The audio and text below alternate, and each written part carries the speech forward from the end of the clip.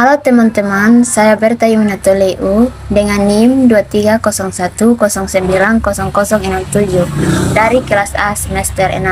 Di sini saya akan menjelaskan 3 metode dalam strategi pembelajaran.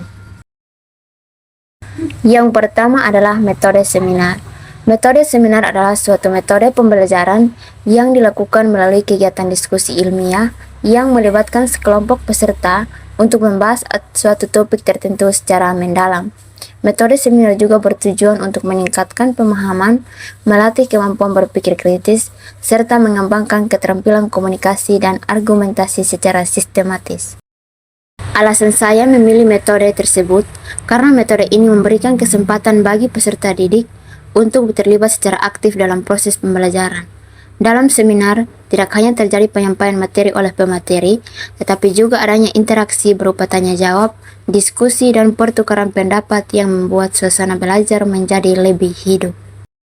Yang berikut strategi. Strategi dalam metode seminar merupakan pendekatan yang dirancang untuk menciptakan proses pembelajaran atau penyampaian informasi yang interaktif, efektif, dan terarah. Dalam pelaksanaannya, strategi ini menekankan pada perencanaan yang matang seperti penentuan tujuan seminar, pemilihan materi yang relevan, serta penyesuaian metode penyampaian dengan karakteristik peserta. Berikut penerapan metode seminar. Penerapan dalam metode seminar dilakukan dengan mengimplementasikan rencana yang telah disusun ke dalam kegiatan nyata yang terstruktur dan sistematis. Proses ini dimulai dari pembukaan yang bertujuan menarik perhatian peserta dan menjelaskan tujuan seminar, dilanjutkan dengan penyampaian materi secara jelas dan komunikatif oleh pemateri. Berikut kelebihan dan kekurangan.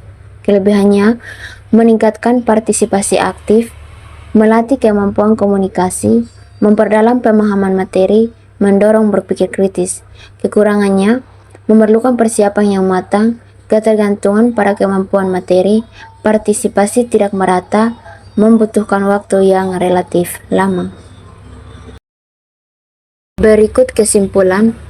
Metode seminar merupakan salah satu metode pembelajaran atau penyampaian informasi yang bersifat interaktif dan melibatkan partisipasi aktif peserta.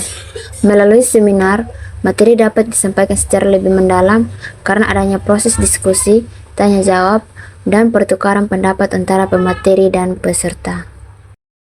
Berikut adalah metode kolaboratif learning. Metode kolaboratif learning adalah pendekatan pembelajaran yang menekankan kerjasama antara 2 orang atau lebih dalam suatu kelompok untuk mencapai tujuan belajar bersama. Dalam metode ini, setiap anggota kelompok saling berinteraksi, berdiskusi, berbagi ide, serta membantu satu sama lain dalam memahami materi yang dipelajari. Guru berperan sebagai fasilitator yang membimbing proses kerjasama tersebut, bukan sebagai satu-satunya sumber informasi.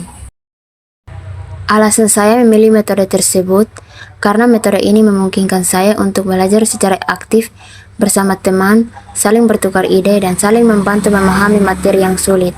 Dengan bekerja dalam kelompok, saya bisa melihat berbagai sudut pandang yang berbeda sehingga pemahaman saya menjadi lebih luas dan mendalam. Berikut penerapan metode kolaboratif learning. Penerapan metode kolaboratif learning dilakukan dengan membagi siswa ke dalam kelompok kecil untuk mengerjakan tugas atau memecahkan masalah bersama, misalnya dalam diskusi materi pembelajaran, proyek kelompok, atau studi kasus. Setiap anggota kelompok saling berinteraksi, bertukar ide, dan bekerja sama untuk mencapai tujuan yang sama. Berikut kelebihan dan kekurangan dari metode kolaboratif learning. Kelebihannya, meningkatkan pemahaman materi karena siswa saling berdiskusi dan bertukar pengetahuan, mengembangkan kemampuan berpikir kritis melalui pemecahan masalah bersama. Kekurangannya, tidak semua anggota kelompok aktif, sehingga ada yang cenderung bergantung pada teman lain atau free rider. Proses diskusi bisa menjadi tidak efektif jika terjadi perbedaan pendapat yang sulit disatukan atau kurangnya koordinasi. Berikut kesimpulan. Metode kolaboratif learning adalah pendekatan pembelajaran ini efektif dalam meningkatkan pemahaman, keterampilan sosial, dan kemampuan berpikir kritis peserta didik karena mereka belajar melalui kerjasama dalam suatu kelompok untuk mencapai tujuan bersama. Berikut adalah metode inquiry sosial. Metode inquiry sosial adalah pendekatan pembelajaran yang menekankan proses penyelidikan terhadap masalah-masalah sosial melalui kegiatan bertanya, mengumpulkan data, menganalisis, dan menarik kesimpulan secara kritis. Dalam metode ini, peserta didik didorong untuk aktif mencari dan menemukan sendiri pengetahuan dengan bimbingan guru, sehingga mampu memahami fenomena sosial secara mendalam serta mengembangkan kemampuan berpikir kritis, logis, dan sistematis. Berikut alasan saya memilih metode inquiry sosial, karena metode ini mampu mendorong peserta didik untuk aktif berpikir kritis dan terlibat langsung dalam proses pembelajaran melalui penyelidikan masalah sosial yang nyata. Berikut strategi dalam metode inquiry sosial. Strategi dalam metode inquiry sosial dilakukan melalui beberapa langkah utama, yaitu merumuskan masalah sosial yang relevan, mengajukan pertanyaan atau hipotesis, mengumpulkan data melalui observasi, wawancara, atau studi pustaka, kemudian menganalisis informasi yang diperoleh secara kritis. Berikut kelebihan dan kekurangan dari metode inquiry sosial. Kelebihannya, mendorong kemampuan berpikir kritis karena siswa diajak untuk bertanya, menyelidiki, dan menganalisis masalah sosial secara mandiri, meningkatkan keaktifan dan partisipasi siswa dalam proses pembelajaran melalui diskusi, kerja kelompok, dan eksplorasi langsung. Kekurangannya, membutuhkan waktu yang lebih lama dalam proses pembelajaran karena siswa harus melalui tahap penyelidikan, pengumpulan data, hingga penarikan kesimpulan. Tidak semua siswa mampu mengikuti dengan baik, terutama yang kurang terbiasa berpikir kritis atau belajar mandiri. Berikut kesimpulan.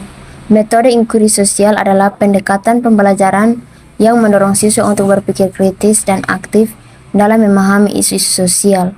Dengan menggunakan metode ini, siswa dapat mengembangkan kemampuan analisis, sintesis, dan evaluasi dalam memahami fenomena sosial, serta meningkatkan kesadaran dan tanggung jawab sosial mereka. Berikut peran guru dalam pembelajaran abad ke-21 dari ketiga metode tersebut. Peran guru dalam pembelajaran abad ke-21 tidak lagi sekedar sebagai penyampaian informasi, tetapi sebagai fasilitator, pembimbing, dan motivator yang mampu mengembangkan keterampilan abad ke-21, seperti berpikir kritis, kreativitas, kolaborasi, dan komunikasi pada peserta didik.